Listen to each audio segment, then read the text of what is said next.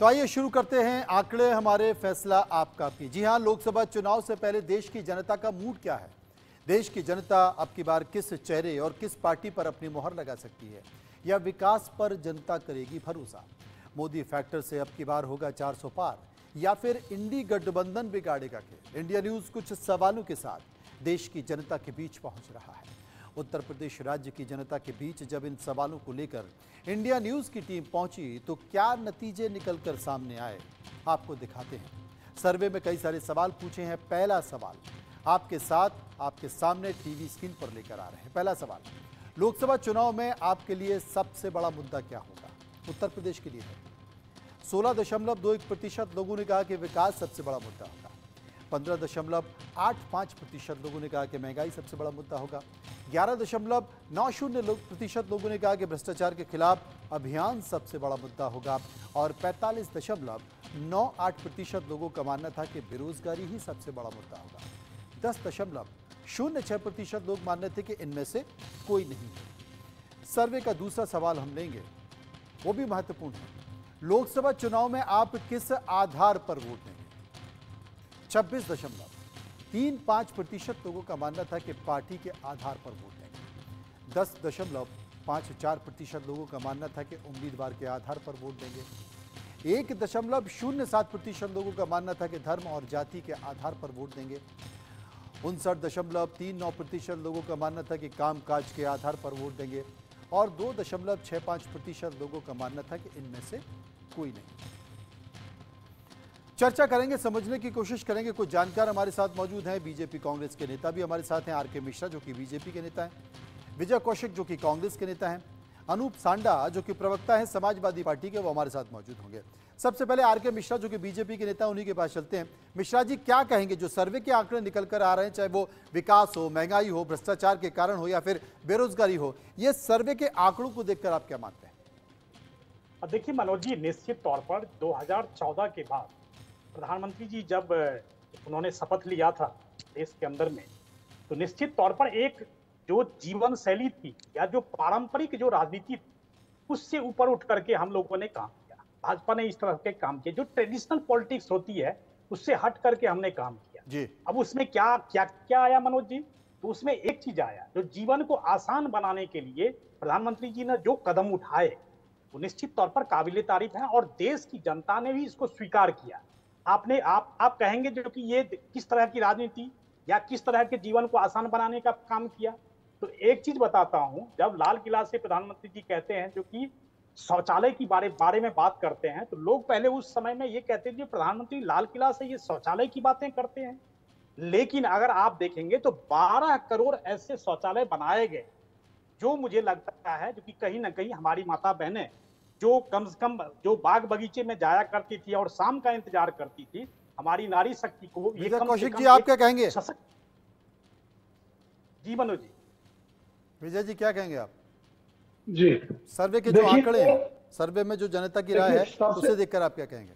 सबसे सबसे पहले तो मैं आपके चैनल द्वारा किए गए सर्वे का स्वागत करता हूं और धन्यवाद करता हूं कि आपने ज्वलंत मुद्दों को लेकर जनता की राय जानी है। और मुझे इसमें जो सबसे ज्यादा खुशी हुई है कि अगर वो आपका आंकड़ा सही है तो निश्चित तौर पर देश की जनता में एक बदलाव है। और ये बदलाव अगर जनता ने सही तरीके से कर दिया तो देश में चाहे कोई भी सरकार रहे, उसको जवाब जनता से जुड़े मुद्दों पर देना ही होगा। आपने कहा कि लगभग 1% कुछ लोग ऐसे हैं जिन्होंने कहा है कि वो जात पात या धर्म के आधार पर वोट देंगे। अगर ये संख्या इतनी घट चुकी है, ये वास्तव में इस देश की जनता बधाई की पात्र है। जहां तक बीजेपी की बात है तो माननीय मोदी जी और भारतीय जनता पार्टी झूठ का एक पुलिंदा है। मोदी जी ने आज तक जो जो कहा सब उसका उल्टा किया। उन्होंने कहा 2 करोड़ रोजगार हर साल देंगे, 2 करोड़ रोजगार हर साल छीने गए। इसके अलावा बेरोजगारी दर, वर्ल्ड बैंक ने चेतावनी दी है कि अंग्रेजों के समय से भी ज्यादा बढ़ चुकी है हमारे देश में महंगाई। तो महंगाई कह रहा हूँ, बेरोजगारी। तो बेरोजगारी जब इतनी बढ़ गई है तो आप अंदाजा लगा लीजिए महंगाई कितनी बढ़ चुकी है, बेहिसाब बढ़ चुकी है। आंकड़े बताते हैं कि 1% पूंजीपतियों के हाथ में देश की 60% आय पर कब्जा हो चुका है, 40% संपत्ति पर कब्जा हो चुका है। आम जनता की क्या हालत है खुद मोदी सरकार मानती है। 81 करोड़ लोग उनके 5 किलो गेहूं पर जिंदा हैं। आज बात होनी चाहिए शिक्षा की। सरकारी स्कूलों को धीरे धीरे बंद कर रही है पॉलिसी के तहत सरकार, ताकि प्राइवेट स्कूलों की दुकान चले। आज 7 वर्ष की एज पहली कक्षा के लिए वो कर दी सरकार ने, ताकि 5 साल पढ़ाई एक्स्ट्रा करें बच्चे, ताकि प्राइवेट सेक्टर के लोगों का ज्यादा से ज्यादा फायदा हो। ग्रेजुएशन के बारे में जानकारी मिली है कि उसमें भी 1 वर्ष बढ़ा दिया गया। तो ये जो सरकार है नौकरी तो दे नहीं सकती, लेकिन तरीके क्या ढूंढ रही है कि हर घर में सट्टा पहुंच जाए मोबाइल के माध्यम से, और इसलिए सट्टे को लीगलाइज करके 28% जीएसटी लगा दिया। आप कहते हैं हम देश के दुश्मनों की कमर तोड़ रहे हैं, क्रिकेट पर सट्टा लगवाकर देश के दुश्मनों की कमर तोड़ रहे हैं। बड़े विषय निकल कर आया। अनूप सांडा साहब हैं जो कि समाजवादी पार्टी के प्रवक्ता हैं, वो भी हमारे साथ मौजूद हैं। अनूप साहब, आपकी प्रतिक्रिया क्या है?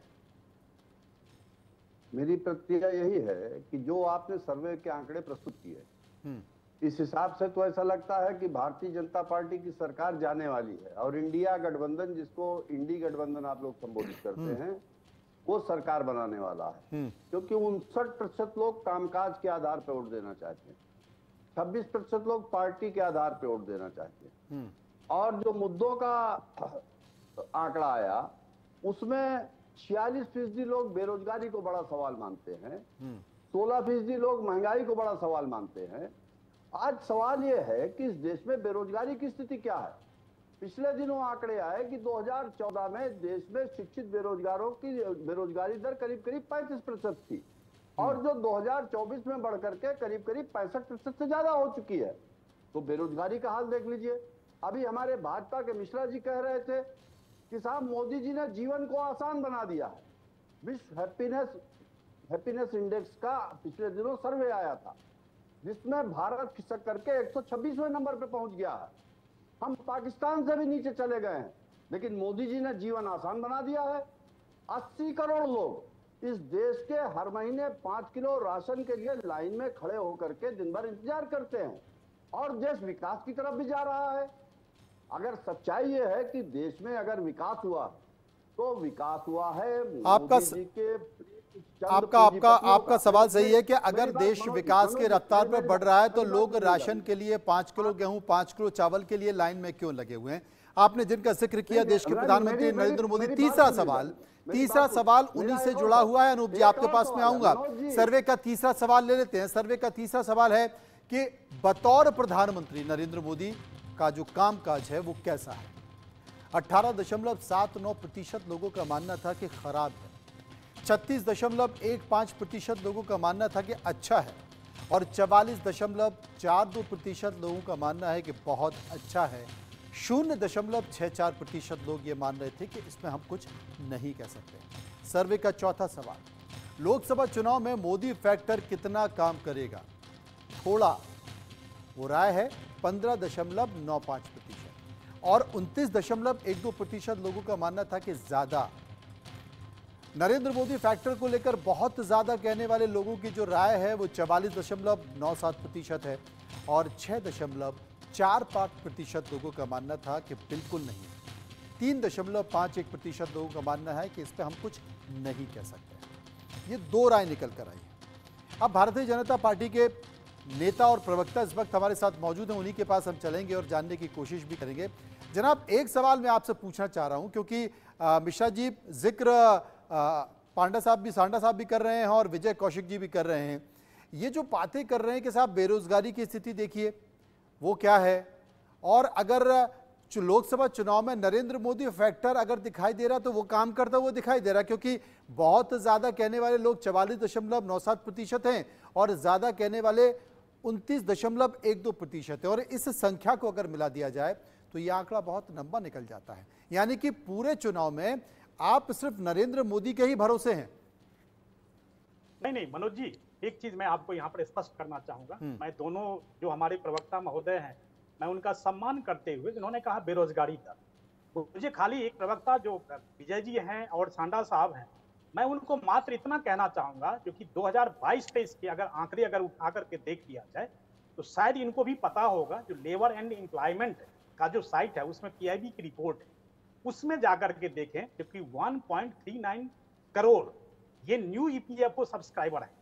ये जो 2 करोड़ की बातें कर रहे हैं ना, लेकिन ये भी तो साथ में बताएं जो कि किस तरह से बेरोजगारी दर अगर मान लीजिए ये कह रहे हैं इनके हिसाब से बढ़ी है, मैं कह रहा हूं जो कि जो रोजगार मिले हैं मिश्रा जी, जो टीवी स्क्रीन पर आंकड़े हैं उन आंकड़ों के मद्देनजर आपकी क्या राय? ऐसे तो बहुत सारे विषय हम अगर निकलेंगे तो किलोमीटर तक निकल जाएंगे, मुद्दों पर बात करें ना हम लोग। मनोज जी मैं जवाब दूं? जी जी, आप ही से बात कर रहा हूं। जी मनोज जी, तो मैं ठीक है, मैं मुद्दे पर ही रहता हूं, मैं मुद्दे से भटकना नहीं चाहता। दूसरी बात आपने ये कहा जो कि इससे पहले उड़ीसा का भी सर्वे आप ही के चैनल द्वारा किया गया था, उसमें भी हमने देखा जो कि मोदी जी के कामकाज से जनता ही नहीं, मुझे लगता है देश प्रदेश ही नहीं बल्कि विश्व के ऐसे भी देश हैं जहां पर वो संतुष्टि का कहीं ना कहीं वो आप देखेंगे जो उनका फैक्टर काम कर रहा है। तो मोदी फैक्टर उसमें देखेंगे तो ये भी 70% है, और जब उड़ीसा का जब सर्वे किया गया था उसमें भी उसी तरह से है। 80% आप देख रहे हैं जो कि किस तरह से उनके कामकाज से संतुष्टि मिली है। मुझे लगता है जनता का विश्वास ही सर्वोपरि है, रोजगार हो या मुद्दे अन्य हो, मुझे लगता है हर विषय के ऊपर में निश्चित तौर पर मोदी जी ने जो काम किया है। विजय जी, आप माने या नहीं माने, लेकिन ये जो 2024 का लोकसभा चुनाव हो रहा है ये मोदी की गारंटी पर ही हो रहा है। जी बिल्कुल बिल्कुल, मैं इस चीज को स्वीकार कर रहा हूं। विजय कौशिक जी से सवाल। जी, राहुल की गारंटी नहीं है? कांग्रेस जी जी राहुल की न्याय गारंटी का असर दिखाई नहीं दे रहा है। देखिए, मैं आपको एक चीज बताऊं, राहुल गांधी जी खुद के प्रचार पर हजारों करोड़ नहीं खर्च कर रहे, क्योंकि मोदी जी जो खर्च कर रहे हैं वो देश की जनता का पैसा है और वो देश की जनता की आंखों में धूल झोंकने के लिए खर्च किया जा रहा है। अगर नहीं, आपको किसने रोका पैसा खर्च करने में?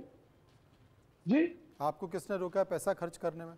नहीं, देखिए, राजनीति सेवा का माध्यम है। अच्छा। देश को लूटने का माध्यम नहीं है, और मोदी जी आज देश को लूटने का काम कर रहे हैं, और ये सुप्रीम कोर्ट के डंडे के बाद साबित हो चुका है। इलेक्ट्रॉल बॉन्ड का जो घोटाला बीजेपी ने किया है, जिसमें एक कंपनी के 286 करोड़ रुपए, तो मोदी जी तो अभी 10 ही साल रहे ना, 150 करोड़ का चंदा ले लिया। मोदी जी तो 10 साल रहे, आप तो दशकों रहे हैं। अरे सुनिए तो सही, अगर 70 साल में आज तक किसी भी सरकार ने आरबीआई के रिजर्व फंड से 1 रुपए भी नहीं लिया, और मोदी सरकार 2-2 बार के लाख करोड़ रुपए निकालकर खर्च कर चुकी है, तो देश की आर्थिक स्थिति का अंदाजा लगाया जा सकता है। एक देश एक टैक्स व्यवस्था की बात करने वाली भाजपा सरकार पेट्रोल डीजल को उसके दायरे से बाहर रखकर लोगों को खूब लूट रही है। जब आपकी गाड़ी सड़क पर आती है, आपसे पहली रोड टैक्स ले लिया जाता है, फिर भी हर सड़क पर आपसे टोल टैक्स वसूला जा रहा है। घोटालों की ये सरकार है। नमामि गंगे परियोजना घोटाला, कोरोना वैक्सीन एक घोटाला, नोटबंदी एक घोटाला, इसके अलावा पीएम केयर्स एक घोटाला, और इलेक्ट्रल बॉन्ड तो सबसे बड़ा घोटाला है, जिसमें ये साबित हो गया है कि जिन कंपनियों को ठेके दिए गए, किसी को खनन का, किसी को टनल का, सबसे चंदा ले लिया। इन्होंने तो कोरोना वैक्सीन के मालिक को भी नहीं छोड़ा, और उसकी फर्जी वैक्सीन के चलते देश में लाखों लोग मर गए, उसके जिम्मेवार भी माननीय मोदी जी हैं। लेकिन हजारों करोड़ रुपए जो प्रचार पर खर्च कर रहे हैं, उससे बस लोगों को भ्रमित तो कर रहे हैं, लेकिन आज नहीं तो कल देश की जनता खड़ी होकर सवाल पूछेगी। विजय साहब, मेरा सवाल था, चलिए आप उस सवाल का जवाब नहीं दे पाए, मैं सांडा साहब के पास चलता हूं। अनूप सांडा हमारे साथ मौजूद हैं। अनूप सांडा साहब, आप मानते हैं कि ये चुनाव देश के प्रधानमंत्री नरेंद्र मोदी की छवि और उनकी गारंटी पर ज्यादा फोकस है बनस्पत के बीजेपी? देखिए, अगर वो गारंटी पर फोकस है तो फिर तो ये गारंटी की सच्चाई भी जनता जान चुकी है। यही गारंटी थी जो कहती थी कि 2 करोड़ लोगों को रोजगार देंगे। यही गारंटी थी जिसने कहा था कि स्विस बैंकों से सारा काला धन वापस ला करके इस देश के प्रत्येक नागरिक को 15-15 लाख रुपए जा सकते, और बाद में वो गारंटी जुमला बन गई। तो ये जो जुमलेबाजी है, इसको अब गारंटी का नाम दे दीजिए। किसी एक मित्र ने एक दिन कहा कि मोदी सरकार की 2 संतानें हैं, एक 2014 में पैदा हुई जुमला और एक 2023 में पैदा हुई गारंटी। तो अब ये जुमला और गारंटी की जो जुगलबंदी है, इसकी सच्चाई जनता इससे जान चुकी है कि जो मोदी जी भ्रष्टाचार के खिलाफ लड़ाई लड़ने की बात करते हैं। अभी इंडियन एक्सप्रेस में पिछले दिनों एक समाचार छपा जिसमें लिखा कि 25 विपक्ष के नेता जिनके खिलाफ ईडी सघन जांच कर रही थी, वो जब भाजपा में चले गए तो उनमें से 23 को क्लीन चिट मिल गई बहुत जल्दी। जो मोदी जी मध्य प्रदेश में कहते थे कि हम 70,000 करोड़ के घोटालेबाज अजीत पवार को, नेशनलिस्ट पार्टी को सबक सिखा देंगे, उन्होंने 48 घंटे बाद अजीत पवार जी को अपने साथ ले लिया। और आप सोचिए कि जो सरकार, जो मोदी जी की छवि की बात हो रही है, क्या छवि है साहब आपकी? आपने इस देश में व्यक्तिवादी राजनीति को बढ़ावा दिया है। भारतीय जनता पार्टी ने, जिसने हमेशा यह दावा किया कि साहब कलेक्टिव लीडरशिप, विपक्षी दलों पे आरोप लगाया कि व्यक्तिवादी राजनीति करती है, तो आज मोदी जी की छवि किससे कहां से बात आ गई? आपकी सरकार जो सबका साथ सबका विकास की बात करती है। हमारे कांग्रेस के मित्र ने एक बड़ा अच्छा सवाल उठाया था कि ऑक्सफैम इंटरनेशनल की रिपोर्ट पिछले साल आई कि इस देश के सबसे अमीर 1% लोगों के पास इस देश की 40% संपत्ति है और इस देश के सबसे गरीब 50 लोगों के पास इस देश की मात्र 3% संपत्ति है। तो जो आय में असमानता पैदा हो रही है, तो सबका साथ सबका विकास की गारंटी भी आपकी फेल है। और मोदी जी की छवि का जो सवाल है, उस छवि पे कौन न मर जाए खुदा, इस सादगी पे कौन न मर जाए खुदा कि भाजपा के लोग ही मोहित। चलिए अगला सवाल, आपका इशारा मैं समझ गया हूं। अगला सवाल ले लेते हैं, वो भी बड़ा महत्वपूर्ण है और मुझे लगता है कि जितनी भी हम बहस कर रहे हैं, चाहे वो मुद्दों पर हो या किसी दूसरे विषय पे हो, उसका निचोड़ इस सवाल में निकल कर आता है। सर्वे का अगला यानी कि 5वां सवाल कौन सा है आपके लिहाज से? 2024 लोकसभा चुनाव में किसकी सरकार बन रही है? 73.38% लोगों का मानना था कि भाजपा और सहयोगी दलों की सरकार बन रही है। 6.95% लोगों का मानना था कि कांग्रेस और सहयोगी दल यानी कि इंडिया गठबंधन की सरकार बन रही है। 6.81% लोगों का मानना था कि क्षेत्रीय दलों की साझा सरकार बन सकती है और 12.86% लोगों का मानना था कि हम इस पर कुछ नहीं कहना चाहते या कुछ नहीं कह सकते, यानी कि 73.38% भाजपा और सहयोगी दलों की सरकार बन रही है। ये उत्तर प्रदेश के लोगों की राय है। विजय कौशिक साहब सहमत हैं? देखिए, उत्तर प्रदेश के अंदर जो जिस तरह का माहौल है, हो सकता है कि लोग डरे हुए हों, सरकार के खिलाफ ना बोल पा रहे हों, लेकिन मैं इतना बता सकता हूं, उदाहरण के तौर पर, नहीं, वोट किसी को दिखाकर थोड़ी डाला जाता है। वोट तो चुपके से जाओ और आप वोट डाल दो, किसी को क्या पता चलेगा आपने किसको दिया है। मेरी बात सुन लीजिए आप पूरी। हाँ। हरियाणा के अंदर मोदी जी ने 75 पार का नारा दिया था और 40 पार करना इनके लिए बड़ा मुश्किल हो गया, ले देकर 42 सीटें पर ये आ पाए। कहाँ 75, कहाँ 42? अरे 400 नहीं आ पाएंगी तो 300 तो आ जाएंगी। सरकार तो फिर भी बन गई। अरे सुन तो लीजिए, गठबंधन सरकार है ना, कब गिर जाए क्या पता है। दूसरी बात, कर्नाटक में लगाए बैठे आप, सुनिए ना, कर्नाटक में खूब मोदी जी ने हिंदू मुस्लिम किया, खूब बजरंग बली कहा, खूब बजरंग दल बनाए, लेकिन जनता ने उखाड़ कर फेंक दिया ना। तो बात यह है कि जब मुद्दों की बात होगी इस देश में जिस दिन भी, चाहे वो बेरोजगारी को लेकर हो, चाहे वो महंगाई को लेकर हो, चाहे भाजपा के घोटालों को लेकर हो, उस दिन लोग मोदी जी को भी उनके पोस्टर की तरह बिल्कुल हवा में उड़ा देंगे। अच्छा है कि आप उम्मीद पर जी रहे हैं। आर के मिश्रा जी इसका अच्छा जवाब देंगे। मिश्रा जी बताएं। जब लोगों पर खुद पर पड़ती है, विजय भाई साहब जो कह रहे हैं, विजय जी के अनुसार मुझे लगता है जनता भी डरी हुई है और जो कांग्रेस या अन्य विपक्षी दल हैं उनके नेता भी डरे हुए हैं। मुझे आश्चर्य लग रहा है क्योंकि इस देश में तो बीजेपी में चले जाते हैं और सुरक्षित हो जाते हैं।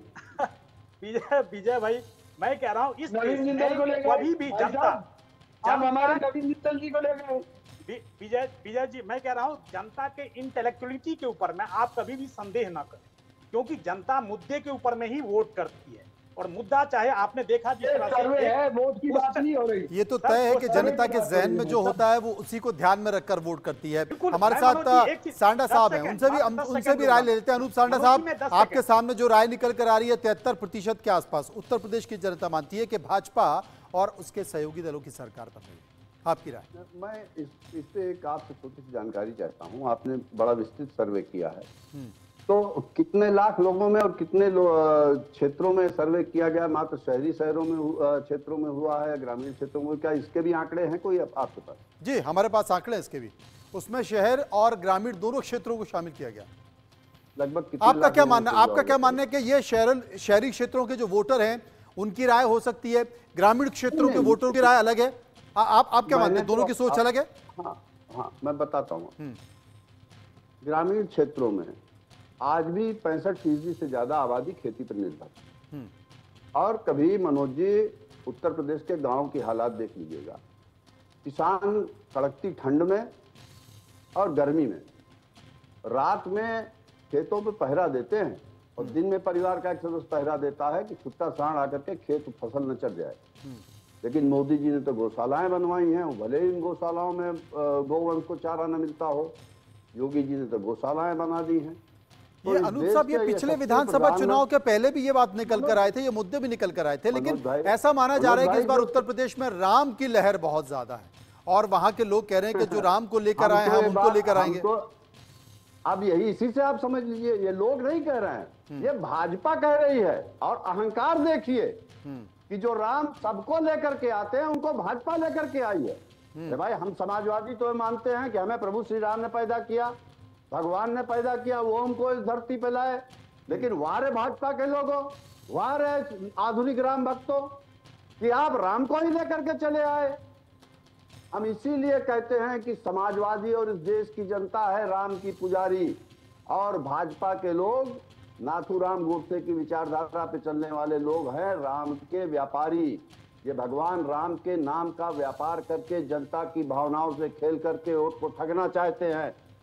लेकिन सच्चाई ये है, मेरा जो शहर है मनोज जी, ये अयोध्या से मात्र 60 किलोमीटर दूर में रहता हूं और हालात ये हैं कि जनता से जब ये सवाल लोग करते हैं, भाजपा के लोग जा रहे हैं क्षेत्र में, तो कहती है कि मंदिर तुम्हें पूजा तो करेंगे, भगवान राम का आशीर्वाद तो लेंगे, उनका आशीर्वाद है इसीलिए जीवित है, लेकिन रोटी कैसे खाएं, रोटी बताइए।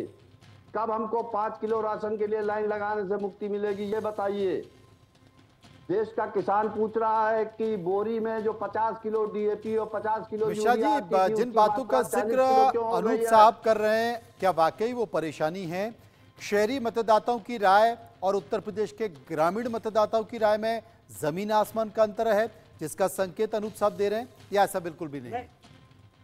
मनोज जी, मैं आपको बिल्कुल स्पष्ट और आपके चैनल के माध्यम से मैं कहना चाहता हूं, क्योंकि जो मुद्दे की राजनीति है, आपका एक क्वेश्चन ये भी था जिसमें रोजगार का जो परसेंटेज था, क्योंकि रोजगार के मुद्दे भी यहाँ पर आपने एक क्वेश्चन में रखा, वो भी बड़ा परसेंटेज है, करीब 45% के आसपास है। 5 क्वेश्चन के अंदर में, 5 प्रश्न के अंदर में एक मुद्दा वो भी था। तो निश्चित तौर पर मुझे लगता है जनता बहुत ही प्रबुद्ध है और प्रबुद्ध जनता कभी भी जब वोट करती है, तो चाहे वो ग्रामीण का है, चाहे शहरी, कहीं पे भी आप देखेंगे अपने बुद्धिमत्ता को बिल्कुल ख्याल रखते हुए, बिल्कुल सारे मुद्दे और विषय को ध्यान में रखते हुए आगे वोट करती है।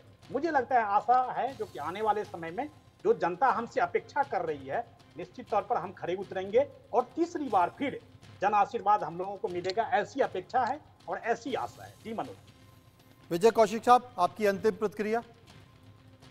देखिए, मैं देश की जनता से केवल यही कहना चाहता हूँ, देश के जो प्रमुख मुद्दे हैं वो घोटाले हैं जो कि मोदी सरकार ने किए हैं, चाहे इलेक्ट्रॉल बॉन्ड के माध्यम से या किसी भी तरीके से देश को लूटा गया है।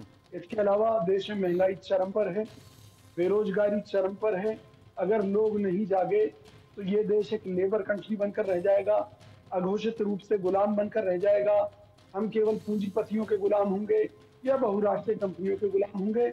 आज हालात ये हैं कि बाजार में व्यापारी खाली बैठा है, जबकि बाहर की कंपनियां किस तरीके से तो देश में अपना बिजनेस चला रही हैं, देश में किस तरह से सट्टा चला रही है, सट्टे के माध्यम से देश को बर्बाद किया जा रहा है, कर्जे के माध्यम से विदेशी कंपनियां अभी भी बंद नहीं हुई।